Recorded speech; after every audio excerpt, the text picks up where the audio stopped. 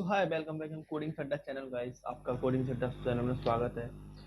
कल लास्ट हमने देखा था कि आइडेंटिफायर किस तरह से वर्क करता है उसके एग्जांपल के साथ। और नेक्स्ट टॉपिक की तरफ आगे बढ़ते हैं अपने कि और क्या क्या होता है पाइथन में और हमें क्या क्या बेसिक्स हमें फॉलो करने होते हैं पाइथन के अंदर। तो नेक्स्ट टॉपिक हमारा जो होगा वो होगा डेटा टाइप्स। तो स्टार्ट करते हैं। मैं अपना फाइल का नाम दूंगा second Python tutorial. Next topic हमारा जो होगा वो होगा डेटा टाइप्स आज का। हम कितने डेटा टाइप्स को यूज करते हैं पाइथन के अंदर। तो मैं क्लिक करूंगा डेटा अपनी फाइल को हेडिंग बनाऊंगा और मैं लिखूंगा कि डेटा टाइप्स कितने होते हैं। फर्स्ट हमारे पास इंटीजर होता है, सेकंड फ्लोट होता है, थर्ड स्ट्रिंग हो गया, बुलियन, कॉम्प्लेक्स। इंटीजर हमारे पास होता है कि it can store decimal value. Decimal value से आप सोच रहे हो पॉइंट की वैल्यू, नहीं डियर, पॉइंट की वैल्यू नहीं होती यहाँ पर। ठीक है, like x comma x equal to 1 2 3 4 5 6 7 8 9 10 N तक वी कैन स्टोर। हम जो नॉर्मल वैल्यूज होती है हमारी वो हम स्टोर कर सकते हैं इंटीजर डेटा टाइप के अंदर। नेक्स्ट होता है हमारे पास float. So it can store floating point value in float data type. जो हमारे पास होती है like x equals to 1.0 2.0 3.2 something 3.0 12.05 12.15 जो भी पॉइंट्स की वैल्यू होती है जिसमें पॉइंट्स आते हैं वो सारी वैल्यूज हम फ्लोट के अंदर स्टोर करते हैं। और यहाँ फ्लोट की स्पेलिंग गलत होगी, FLOAT फ्लोट। नाउ स्ट्रिंग की अगर मैं बात करूँ तो it can store words and letters. हम लेटर्स और वर्ड्स को स्टोर कर सकते हैं स्ट्रिंग डेटा टाइप्स के अंदर अपने। इस तरह से लाइक एक्स इक्वल्स टू ए हो गया, वाई इक्वल्स टू हमारे पास पाइथन हो गया लिखा हुआ। तो इस तरह से हम लेटर्स और वर्ड्स को स्टोर कर सकते हैं स्ट्रिंग के अंदर अपने। नेक्स्ट हो गया बुलियन। हमारे पास बुलियन में हमारे पास क्या होता है, इट कैन स्टोर पर it is based on it is based on some conditions. कुछ कंडीशंस पे अप्लाई होता है, some conditions like and it return true and false basically. Like x equals to 10, y equals to 20 and then z equals to x is greater than y। so print x करेंगे, sorry sorry ये होगा हमारे पास z equals to x is greater than y and then print z करेंगे। तो जो output में आने वाला है वो कुछ इस तरह से आएगा। मैं बिना रन करे आपको बता दूं हमारे पास आने वाला है फॉल्स बिकॉज x छोटा है y से। तो इस तरह से कंडीशन बेस्ड होने मैच होने पर बुलियन हमारे पास रिटर्न करता है ट्रू एंड फॉल्स। नेक्स्ट हो गया हमारे पास complex. It can store real and imaginary values in form of a plus bj in complex data type like x equals to 15 plus 15j. Here 15 is real real value and 15j is imaginary। आपने mathematics में देखा होगा कि हमारे पास जो value होती है imaginary value, image जो वेक्टर्स होते थे हमारे पास, आइगन वेक्टर्स होते थे जे की फॉर्म में, कुछ इस तरह से हमारे पास होते हैं कॉम्प्लेक्स में। जब हमारे पास जे, आप जे के अलावा और भी कोई वर्ड यूज नहीं कर सकते, सिर्फ आपको जे ही लिखना पड़ेगा तभी आपको कॉम्प्लेक्स नंबर बनता है। ठीक है, तो ये हमारे पास डेटा टाइप्स होते हैं। आप देखते हैं होते क्यों हमारे पास पाइथन के अंदर किसी भी लैंग्वेज के अंदर। ये तो छोटे मोटे एग्जाम्पल देखते हैं और एग्जाम्पल से देखते हैं कि ये किस तरह से वर्क करते हैं। सपोज मैंने एक प्रोग्राम लिया, write a program to print sum of two numbers in Python. Basically, we can put x equals to 10, y equals to 20 and z equals to x plus y and print किया z, तो it returns 30। तो इसने हमें some return कर दिया कि normal easy तरीके से कि हमारे पास x 10 था, y 20 था, z equals to x plus Y, print z, तो इसने मुझे रिटर्न किया 30। इस तरह से हम नॉर्मल कोई भी कैलकुलेशन परफॉर्म कर सकते हैं पाइथन के अंदर। मैं नॉर्मली लिखता हूँ x equals to 10 again, y equals to 20, z equals to x minus Y and print z। मैं इसे रन करता हूँ तो -10 इसने मुझे सब्ट्रैक्शन करके दे दिया। देन मैं अगेन रन करता हूँ x equals to 20, y equals to 10, sorry, y equals to 20, x equal to 10, z equals to x multiply y and then print z, so it returns 200। Multiplication आ गया। इस तरह से मैं एडिशन किया, subtraction किया, multiplication. मैं डिवीजन कर रहा हूँ नॉर्मल तरीके से, z equals to x divisible by y and then print z, sorry x print z, तो इट रिटर्न 0.5। ये हमें डिवीजन दे दिया इसने। इस तरह से हम बहुत सारे मेथड्स को परफॉर्म कर सकते हैं। अर्थमेटिक मेथड मतलब ऑपरेटर्स हमारे पास होते हैं, ये हमारे बेसिकली ऑपरेटर्स होते हैं लैंग्वेज के अंदर। हम नेक्स्ट ट्यूटोरियल में देखेंगे ऑपरेटर्स क्या होते हैं, बट ये डेटा टाइप इस तरह से वर्क करते हैं आपके। और ये प्लस माइनस मल्टीप्लाइड बाय हम एक नॉर्मल इस तरीके से कर सकते हैं। और ये सारे स्टैटिक वैल्यू पर परफॉर्म हो रहे हैं बेसिकली। स्टैटिक वैल्यू पर परफॉर्म होने के बाद, स्टैटिक वैल्यू परफॉर्म होने के बाद हमारे पास जो ऑपरेटर्स होते हैं, ऑपरेटर्स होते हैं और जो हमारे पास प्लस माइनस मल्टीप्लाई डिविजन होते हैं वो हमारे परफॉर्म करने के लिए होते हैं, राइट।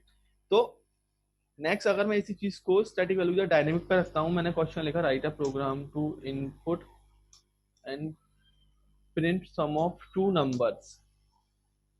मैंने गाइस यहाँ पे इनपुट लिया, इनपुट का मतलब हो गया यूजर से इनपुट लेना, ठीक है। इनपुट लेना, यूजर से कैसे इनपुट ले सकते हैं पाइथन के अंदर वो हम देखते हैं। तो मैंने x इक्वल्स टू इनपुट लिख दिया यूजर से इनपुट लेने के लिए नॉर्मली, एंड देन प्रिंट किया enter the value of x। Is it clear? y equals to मैंने इनपुट लिया, enter the value of y मैंने लिखा, then z equals to x plus Y and print किया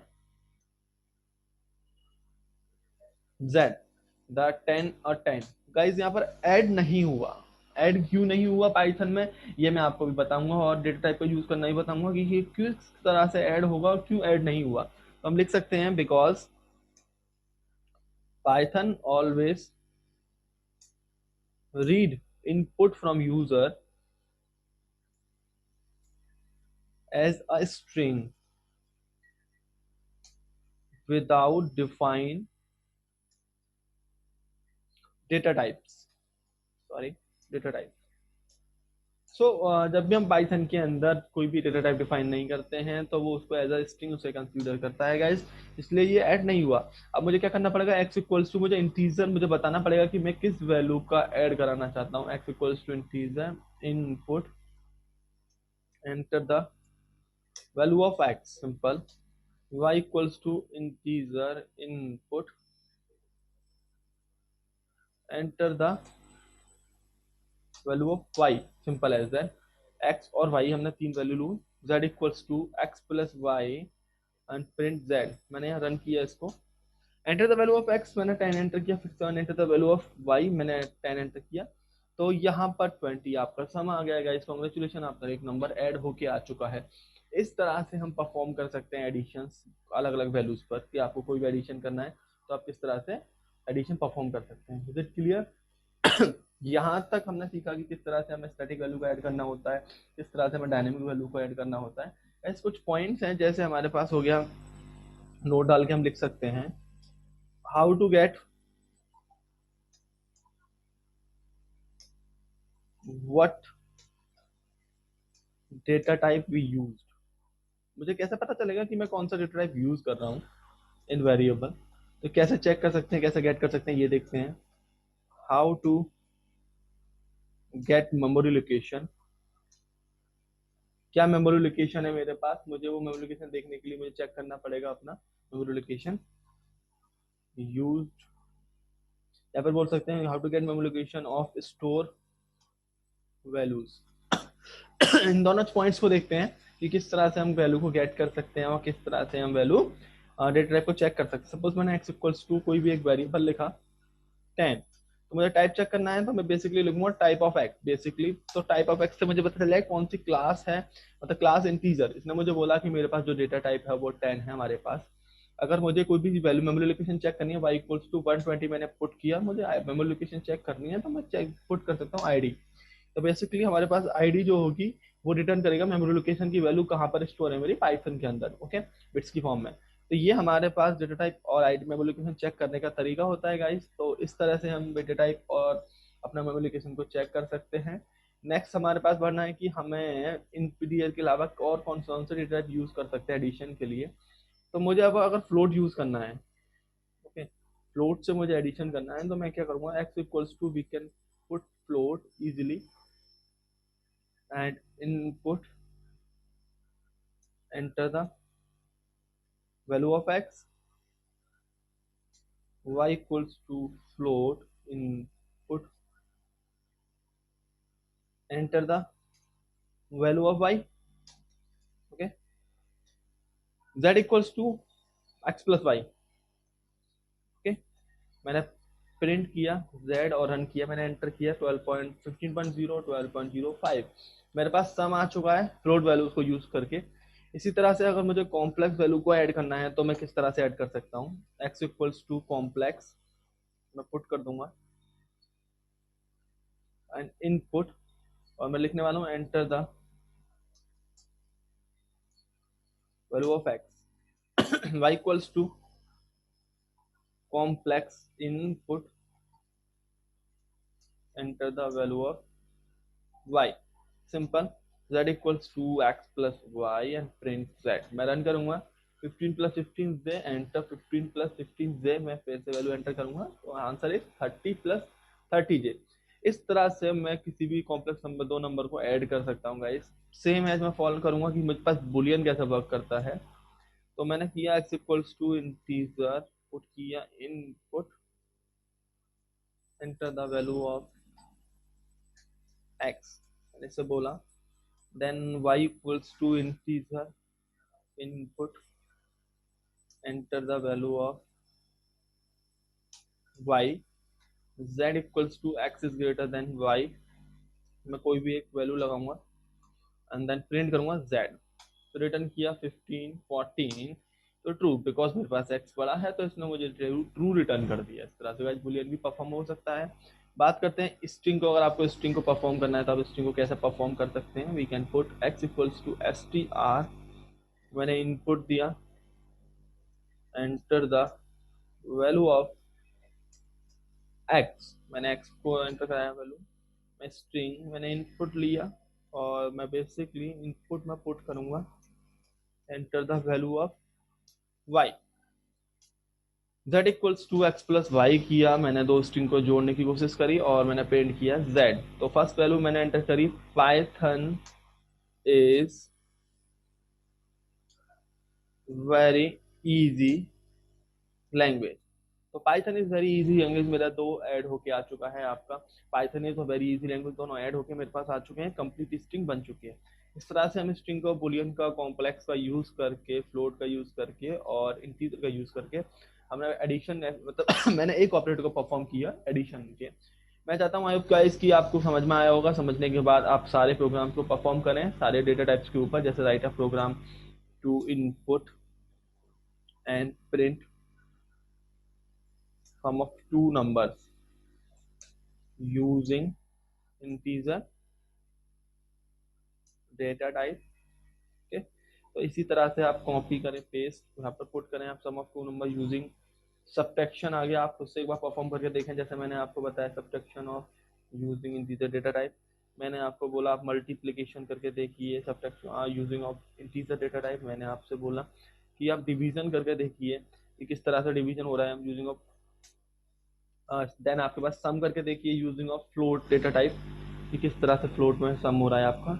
then आप next इसमें फिर से परफॉर्म करके देखिए कि आपका सब्ट्रैक्शन किस तरह से हो रहा है।